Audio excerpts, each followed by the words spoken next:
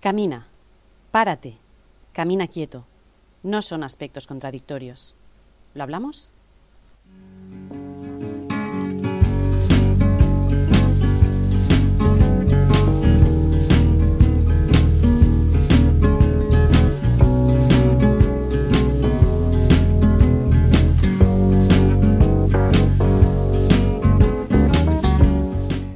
Hola, soy Alex Letosa, bienvenidos y bienvenidas nuevamente al podcast Caminar Quieto, el podcast en el que vamos a avanzar, pero también nos vamos a detener en el camino para disfrutar de cada momento que lo merezca.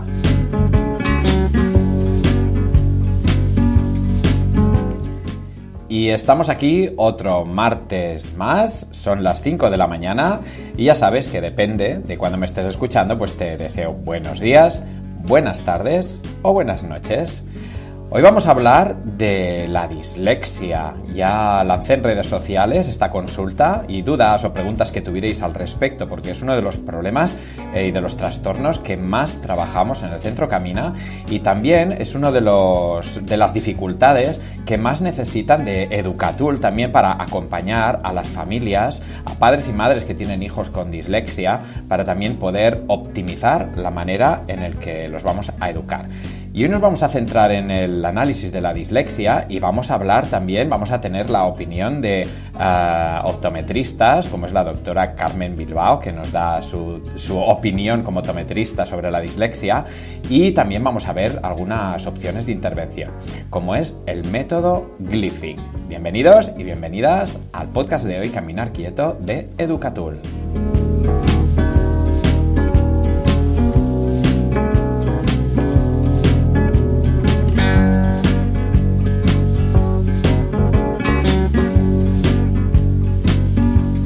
Caminar Quieto es un proyecto vivo sobre actualidad, psicología y educación que quiere compartir otra manera de ver la vida contando con tu colaboración.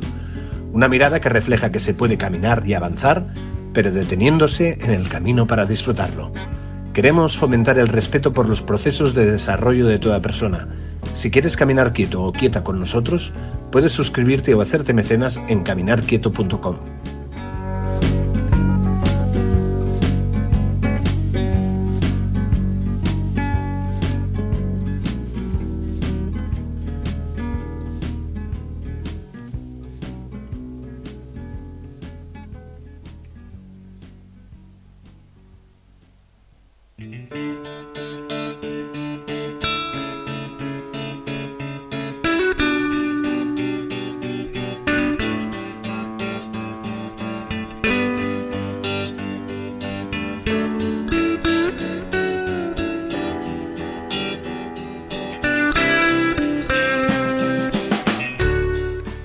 Y bueno, antes de entrar de lleno a hablar sobre la dislexia y a poder adentrarnos en qué es la dislexia y cómo se puede intervenir, vamos a hacer un repasito de la última semana. Y es que durante esta semana he podido vivir muchas cosas. En primer lugar, el impulso que estamos dando a Educatul con el acompañamiento de la UOC, de la Universitat Oberta de Cataluña.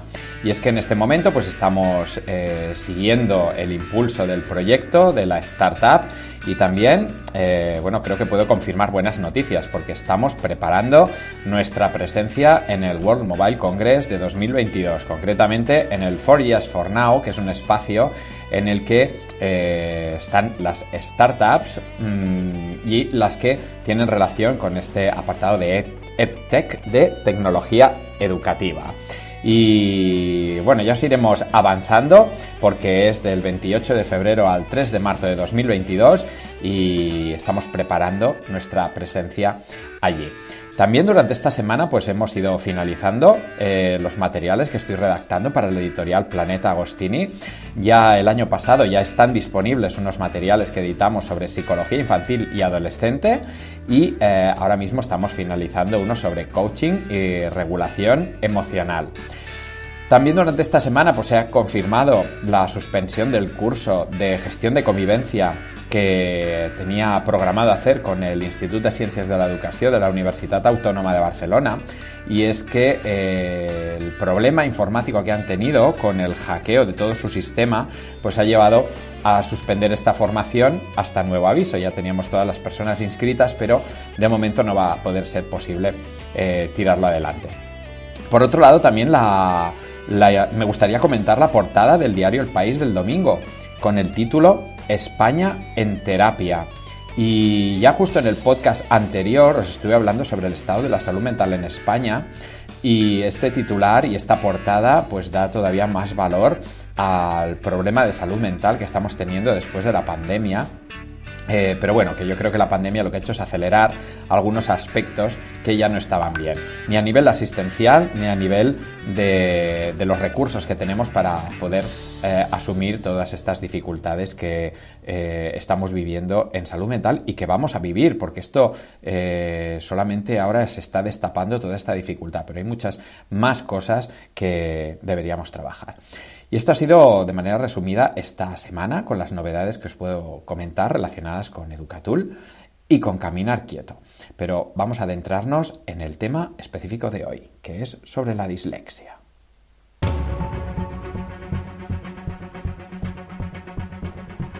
Em plau anunciar que aquest any el premi de la quarta edició Ramon Molines al millor projecte d'impacte social és Educatul d'Àlex Latosa. Es el artífice de una herramienta innovadora, Educatul, de la que hablamos durante los próximos minutos. Parlem d'Educatul, que és aquesta eina de la que estem xerrant, i parlem amb el seu creador i professor d'Estudis de Ciències de l'Educació de la UOC, l'Àlex Letosa. Àlex, bon dia, benvingut. Todos bienvenidos. Vamos a estar conversando hoy día con Àlex Letosa desde España. Así que tremendo privilegio, Àlex, para nosotros tenerte acá. ¿Cómo? És l'Àlex Latosa que ens parlarà sobre noves eines per educar millor. Endavant, Àlex. Y por eso traemos a nuestros micrófonos a un emprendedor UOC, como es Àlex Letosa, psicólogo, logopeda, es director de instituto y profesor colaborador en los estudios de Psicología y Ciencias de la Educación de la Universidad Oberta de Cataluña, de la UOC.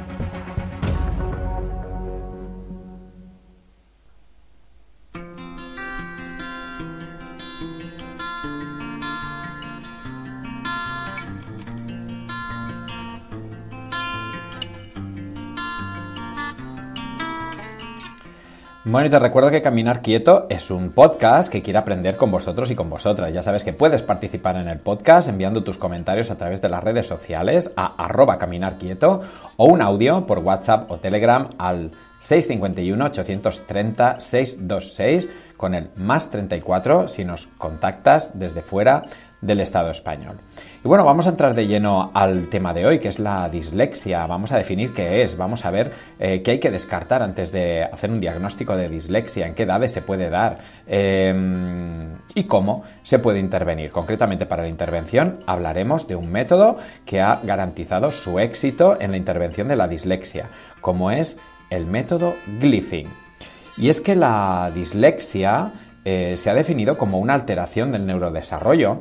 Está considerada como un trastorno específico del aprendizaje y que hay muchos estudios que sitúan la dislexia en una prevalencia de entre el 4 y el 17% de la población. Fijaos que hablamos de población tanto infantil como adulta, y una de las consultas que nos hacéis en redes sociales es si se puede diagnosticar en la edad adulta. Por supuesto que sí, se puede diagnosticar en la edad adulta y también se puede intervenir en la edad adulta. Y es que los rasgos más característicos que aparecen en la dislexia, sobre todo relacionados con los procesos de enseñanza y aprendizaje, pues tienen relación tanto a nivel oral, tanto como en la lectura, como en la escritura, aunque se define como un problema básica y fundamentalmente de la lectura. Pero podemos detectarlo en la expresión oral porque vemos que puede aparecer una necesidad de repetirse varias veces, podemos ver que es difícil, por ejemplo, expresar números o datos concretos, aunque la globalidad del discurso no está afectada, sí aspectos muy específicos y técnicos del mensaje que se está utilizando. También existe la necesidad de constantemente verificar que la idea o el tema principal del que se está hablando es el adecuado. Pero como decía, básicamente se puede observar en la lectura, ya que son personas que evitan leer, escribir o hacer cálculos matemáticos. También tienen la sensación de fatiga antes de tareas de lectura. También se caracteriza por una presencia de una lentitud inusual y de muy poca precisión en la lectura, es decir, la aparición de errores en la lectura y de esta lectura muy lenta. Y también todos estos procesos dificultosos en la lectura generan que la comprensión lectora también se pueda ver alterada, porque a veces el vocabulario es técnico poco frecuente y esto puede provocar en la persona que tenga dificultades. Y estas dificultades en la lectura y en la comunicación oral pues también pueden llevar a manifestaciones en la escritura, como puede ser dificultades para lo que se expresa de manera oral, llevarlo a un texto escrito. Por eso muchas veces en las personas que presentan dislexia se recomienda, si hay que hacer una evaluación, que se puede hacer de manera oral, porque esta dificultad para organizar las ideas y estructurar el contenido es una característica. También existe una dificultad para acceder al vocabulario, sobre todo a palabras o al léxico muy técnico, muy específico. Aparecen también faltas de ortografía a menudo, sustituciones, inversiones, omisiones, y también dificultades para encontrar y para corregir una palabra que está mal escrita. Todo esto son características que nos pueden llevar a sospechar que la persona está teniendo una dificultad y que puede tener un trastorno del aprendizaje, como es la dislexia, y es que afecta principalmente a las habilidades que están implicadas en la lectura, como hemos visto, sobre todo en la lectura fluida de palabras y que esto puede afectar a su escritura. También tenemos que descartar la dislexia en casos que tienen problemas neurológicos o que tienen problemas sensoriales. Por eso, la valoración de que sensorialmente, es decir, no hay ningún problema de visión, por ejemplo, ningún problema motriz, es importantísimo. Para poder descartar estos problemas sensoriales visuales, hemos podido contar con la muy merecida opinión de la doctora Carmen Bilbao, que es optometrista y que nos ha podido dar su opinión y el papel que tiene la optometría en la valoración y la evaluación de problemas de la lectoescritura. Vamos a escucharla. Bueno, pues en cuanto al tema de los optometristas, bueno, mi nombre es Carmen Bilbao, soy optometrista, soy óptico-optometrista, trabajo en Huesca, en una clínica, en un equipo interdisciplinar, en los cuales, pues, obviamente llevamos a muchos tipos de personas, muchos grupos de población, y entre ellos, pues, llevamos un grupo de población que son trastornos del neurodesarrollo y trastornos del lenguaje, en los cuales, pues, entran en juego una psicóloga, una neuropediatra, una logopeda, oftalmólogo y pediatra. Entonces, lo que hacemos en estos casos es, en el caso mío particular, es lo que solemos hacer es una agudeza visual, o sea, digamos, es valoración de agudeza visual, movimientos oculares, con un sistema objetivo que es un eye tracker. Valoramos también, pues, la emergencia, todo el sistema acomodativo, pues que enfoque o no enfoque, y hacemos una valoración de todas las habilidades visuales que pudieran, pues, perjudicar, pero no solamente a niños con trastornos de neurodesarrollo, sino a cualquier niño en su desarrollo y en su actividad lectiva. Entonces, lo que hacemos es apoyar a aquel profesional que trabaje con estos niños para un trabajo de forma interdisciplinar siempre. Nunca actuamos por separado, simplemente lo que hacemos es apoyar este tipo de diagnósticos de intervención que suelen hacer nuestros profesionales, ¿no? Los que tratan a diferentes grupos de población infantil, ya sea disléxicos, de dislexia, con déficit de atención, con trastornos de coordinación del desarrollo, etcétera. De hecho, hace poco, pues, hemos sacado alguna publicación en los cuales, pues, se veía que había más frecuencia de movimientos acádicos hipométricos en diferentes grupos de trastornos del neurodesarrollo frente a un grupo de población infantil, otro tipo y otros grupos, ¿no? Y bueno, sí que es verdad que vimos también que había grupos de población infantil que también tenían problemas de coordinación en los ojos, ¿no? de oculomotricidad, y no tenían trastornos del neurodesarrollo. Entonces vimos que no era exclusivo de estos grupos, sino que no se podían, incluso tampoco era una señal de que tenía de que podía haber este tipo de procesos, ¿no? Y bueno, hasta ahí os puedo contar. Espero que os sirva, y bueno, simplemente comentar que nosotros estamos para descartar cualquier problema visual, para ayudar a aquellas personas que quieran potenciar sus habilidades visuales siempre que se pueda, siempre que esté evidenciado que esté evidenciado científicamente, por supuesto, y demás. Entonces, cualquier duda, pues estaré encantada de poder resolverla. Muchas gracias, y gracias a Alex por tu apoyo.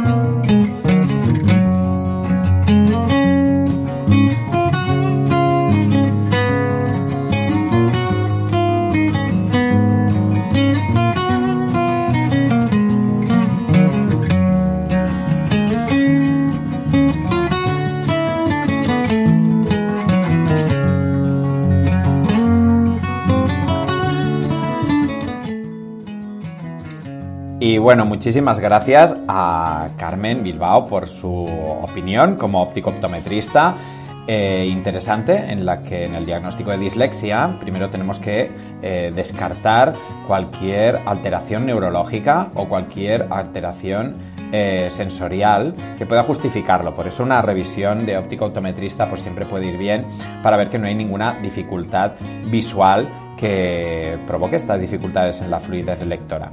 Pero vamos a entrar en lo que podría ser este diagnóstico de dislexia una vez observemos que no hay ningún problema visual ni ninguna alteración neurológica.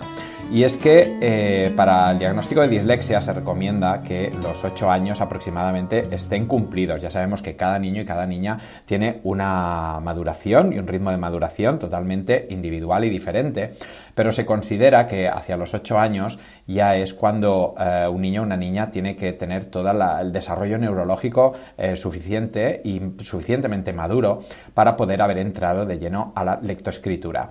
Por eso hay niños que a los 4 años ya están preparados para leer y leen, y niños y niñas que necesitan entrar mucho más tarde en la lectoescritura. La dislexia en sí pues afecta, como decíamos, al proceso lector y escritor, pero sobre todo a lo que afecta directamente son a las habilidades de conciencia fonológica, a la memoria verbal y a la velocidad de procesamiento verbal. La conciencia fonológica es la habilidad para identificar y manipular los sonidos de las palabras, y está reconocida como una de las habilidades fundamentales para realizar los procesos de análisis y de síntesis que existen en la lengua escrita. Luego la memoria verbal, la memoria fonológica, es la habilidad para retener el orden secuencial del material verbal durante un periodo de tiempo muy corto. Por ejemplo, como puede ser recordar una lista de palabras o de dígitos, o bien una lista de instrucciones. Y finalmente, pues la velocidad del procesamiento verbal es el tiempo que se necesita para procesar la información verbal familiar, como pueden ser grafías o pueden ser dígitos. También es importante descartar de que la dislexia se dé en habilidades intelectuales afectadas. No tiene por qué haber unas dificultades intelectuales. La dislexia no tiene relación con esas dificultades intelectuales. Y por eso, a la hora de hacer el diagnóstico, lo más adecuado es hablar de un continuo de síntomas que van de más leves a más graves, que de una categoría concreta de sí o no. Y los límites exactos no están claros, pero sí que se reconoce que no hay una línea divisoria clara de tener dificultades de aprendizaje como la dislexia y no tener, pero cuando vemos que las dificultades afectan a la vida académica o social de la persona, pues podemos hablar de que este trastorno está afectando directamente a lo que puede ser el resto de resultados académicos o que pueden estar afectando a su aprendizaje.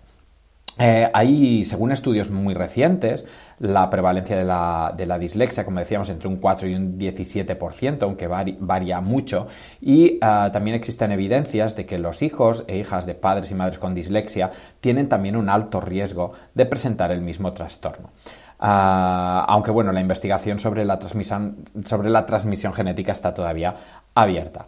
Y finalmente, la dislexia persiste durante la adolescencia y durante la edad adulta, pero no debemos olvidar que la gravedad de las dificultades a menudo depende de la calidad y de la precocidad con la que se haya dado apoyo a la persona, tanto en el ámbito familiar como en el escolar. Por eso, el diagnóstico precoz es importantísimo, así como la intervención lo más anticipada posible. Todas estas señales y todas estas informaciones que os estoy compartiendo son informaciones del Colegio de Logopedas de Cataluña, que desarrolló todo lo que es un protocolo conocido como PRODISCAT y que se utiliza mucho en el ámbito educativo para poder detectar las dificultades de lectura, pero sobre todo para poder trabajar también las posibilidades de intervención. Y vamos a centrarnos en ello. Vamos a centrarnos ahora en hablar de la intervención en la dislexia.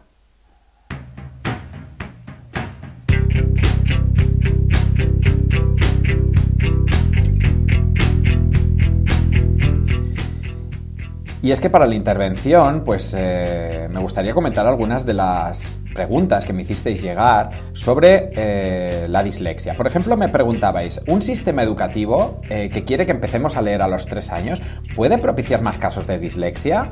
En principio no, porque no es el contexto lo que propicia un caso de dislexia. Hay un factor genético importante y sobre todo parece que tiene relación con los procesos cognitivos de la persona.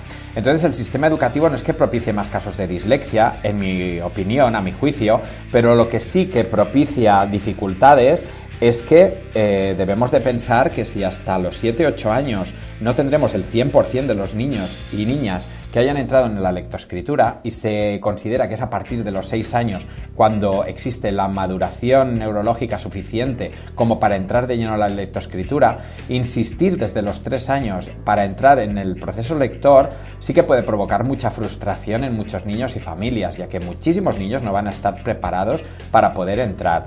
Lo recomendable es entrar de lleno en el proceso lectoescritor a partir de los 6 años, lo que sería a partir de primero de primaria, y lo que sería en P3 o en P4, P5, lo que serían los 3 niveles de educación infantil, no es necesario entrar de lleno a la lectoescritura. Sí que se puede empezar a introducir, evidentemente, la aparición de las grafías, de la correspondencia del sonido con la grafía, y empezar a descubrir que esos sonidos y esas grafías significan un sonido, pero no forzar el proceso. Hay niños que de manera espontánea ya les sale, niños de P3 que ya identifican letras, identifican grafías, detectan la letra de su nombre. Y está bien que lo hagamos siempre de una manera tranquila y respetando el proceso de cada niño. Así que un sistema educativo que quiere que empecemos a los 3 años a leer no es que propicie más casos de dislexia, pero sí que va a propiciar muchos casos de frustración y muchos casos de problemas de autoestima. Otra pregunta que me hacéis llegar era la edad ideal para el diagnóstico y los síntomas de alerta. Los síntomas de alerta ya los hemos comentado antes, esa dificultad clara para leer de manera fluida, dificultad también para la escritura y dificultad para encontrar algunas palabras y algún vocabulario léxico concreto determinado. A menudo se ha hablado también de las dificultades en la escritura con las inversiones o confusiones de algunas letras. Y no tiene una relación específicamente directa. Hay niños que hacen inversiones y que es un proceso natural porque se está madurando su sistema nervioso y no es una señal de dislexia como antes sí que se consideraba de manera clara. Puede existir, pero no tiene por qué tener una relación directa. Así que, vista esta información respecto a estas dificultades para detectar la dislexia, vamos a hablar de la intervención. Y como os decía, la intervención, cuanto antes, muchísimo mejor. Y aquí pues os voy a comentar mi experiencia porque sabéis que yo tengo 3 hijos y en algún momento con mis hijos pues hemos tenido que hacer algún trabajo de estimulación. Y concretamente con uno de ellos pues pude trabajar con el método Glyphing y en 4 meses de trabajo pude observar y descubrir que había avanzado 1 año y medio su edad lectora. Entonces, Glyphing es un método que se diseñó y Montserrat García, que es la persona que lo pudo diseñar, fue para trabajar las dificultades de dislexia de su hijo Mario. Y ahora mismo, pues Glyphing lleva ya muchos años, está perfectamente asentado y cuando yo lo descubrí, pues pude observar que el trabajo que hacíamos de manera sistemática a partir de una aplicación informática y que era muy divertido, era fácilmente realizable y que tiene un apartado importantísimo para trabajar tanto la autoestima como la relación con el adulto, porque es que el adulto tiene que hacer de entrenador y acompañar a su hijo o a su hija en mejorar la manera de leer. Y con Glyphing es un método que la intervención está totalmente garantizada. Pues como os decía, mi experiencia con uno de mis hijos fue totalmente satisfactoria y vi como en 4 meses de trabajo mejoró 1 año y medio su edad lectora y empezó a devorar libros y a disfrutar con la lectura con este impulso que le dio el método Glyphing, porque el método Glyphing va directamente a trabajar estas dificultades de codificación fonológica y también léxica y también de comprensión lectora. Se centra fundamentalmente en la lectura. Y el método Glyphing no solamente es útil para trabajar la dislexia, sino también para trabajar dificultades de lectura que no se pueden englobar dentro de la dislexia, e incluso para niños y niñas que leen bien, pero que quieren estimular un poquito mejor o un poquito más su lectura mediante diferentes paquetes, como este sería el caso de Glyphing Go, el paquete para que cualquier niño o niña pueda utilizarlo. Nosotros en el Centro Camina Educatul utilizamos el método Glyphing y es muy útil en todos los casos con los que hemos trabajado y con los que estamos trabajando. Los resultados siempre han sido positivos, así que si detectáis en vuestros hijos una dificultad de lectura, sea dislexia o no, intervenir con el método Glyphing os va a ayudar muchísimo. Y es que el método Glyphing parte de un inicio, de una primera evaluación inicial en la que podemos obtener la edad lectora y detectar si las dificultades son dificultades únicamente en la velocidad lectora, en la mecánica lectora o también en la comprensión. Y permite pues que los profesionales acreditados en el uso de Glyphing puedan diseñar el entorno adecuado y simplemente con una visita mensual de seguimiento y el trabajo en casa de 4 a 5 sesiones semanales, cada sesión pueden ser unos 15 minutos o 20 minutos aproximadamente, se puede garantizar que en 4 meses se puede avanzar 1 año y medio la edad lectora. Y estas herramientas como Glyphing, que antes no existían, ahora son una herramienta muy potente de intervención. Así que ya hemos podido descubrir un poquito lo que es la dislexia, a qué edad se puede diagnosticar, qué señales de alerta podemos observar, qué tenemos que descartar, como son los problemas visuales o alteraciones neurológicas y cómo se puede intervenir, que en este caso os recomiendo la intervención directa con el método Glyphing.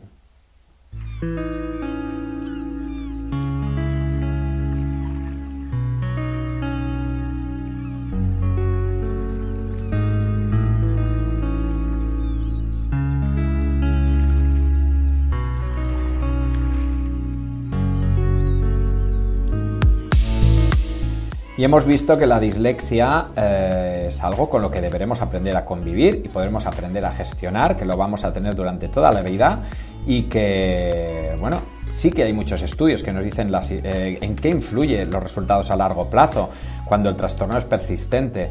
Y es que vamos a ver factores que harán prever un buen pronóstico cuando existe una detección precoz, cuando hay una intervención de calidad, como puede ser a través del método Glyphing, cuando vemos buenas habilidades en la expresión oral, por eso también es bueno trabajar la expresión oral, cuando vemos buenas habilidades para mantener la atención y cuando, sobre todo, hay un buen apoyo familiar y escolar.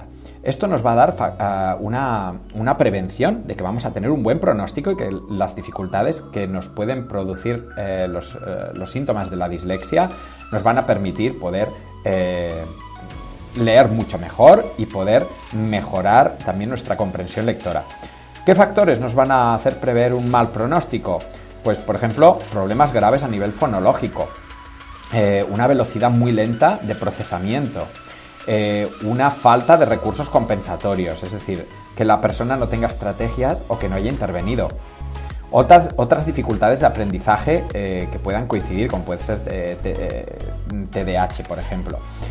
Una detección y una intervención tardía, es decir, cuanto antes mejor. Y un aprendizaje, una intervención pobre. Van a darnos un mal pronóstico. Así que es importante intervenir y detectar lo antes posible.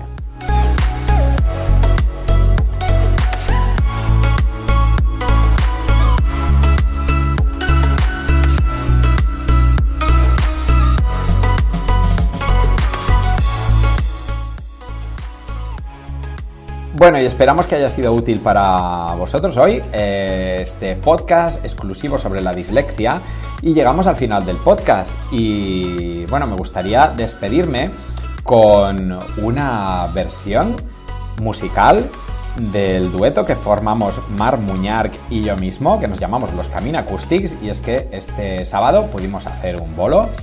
Nos encanta, es un espacio para mí de musicoterapia, como digo, ensayamos una vez a la semana y luego de vez en cuando vamos haciendo bolos, y me gustaría compartiros una de las versiones que hacemos para finalizar el podcast, una versión del tema Tainted Love.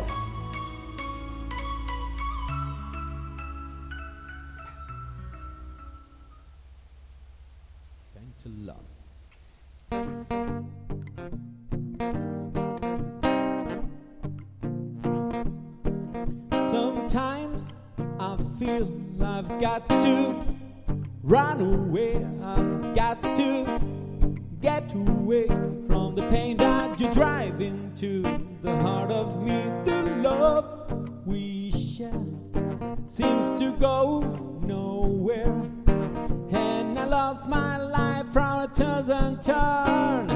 I can't sleep at night. Runs, I run to you. Now I'll run from you. This time to love you, give and I give you all a boy could give you. Take my I know I've got to run away. I've got to get away. You don't really want any more from me to make things right. You need someone to hold you tight, and you think love is to pray, but I'm sorry, I don't pray that way. Once I ran to you, now I'll run from you. This tainted love you give and I give you all a boy could give you. Take my tears and that's no nearly all. Tainted love, whoa, tainted love, whoa, tainted love, whoa, tainted love, whoa.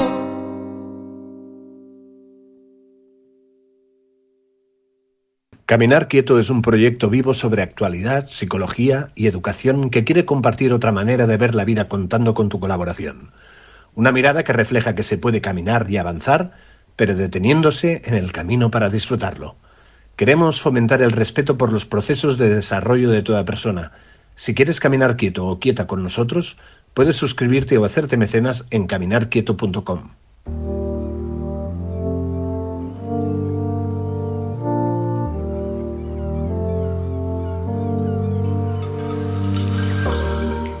Y ahora sí, llegamos al final del podcast de hoy. Espero que os haya resultado interesante, que hayáis aprendido mucho sobre la dislexia y que os haya podido quitar esas dudas que podéis tener al respecto. Y si tenéis más dudas, pues ya sabéis, podéis contactar conmigo a través de las redes sociales, tanto Instagram, Twitter, Facebook, a @caminarquieto, porque Caminar Quieto es un podcast de Educatul que quiere aprender con vosotros y con vosotras. También nos puedes enviar un audio por WhatsApp o Telegram al 651 830 626 con el +34 si nos contactas desde fuera del estado español. También espero que te haya gustado nuestra versión de Tainted Love, conmigo a la voz y con Marc Muñarc a la guitarra, donde tenemos ese espacio para nosotros con nuestra musicoterapia, con los Camina Acoustics. Y aquí finaliza nuestro camino de hoy. Recuerda que tienes un nuevo podcast de Caminar Quieto cada martes a partir de las 5 de la mañana. Así que disfruta del camino y un beso muy fuerte y un abrazo. Hasta el martes que viene.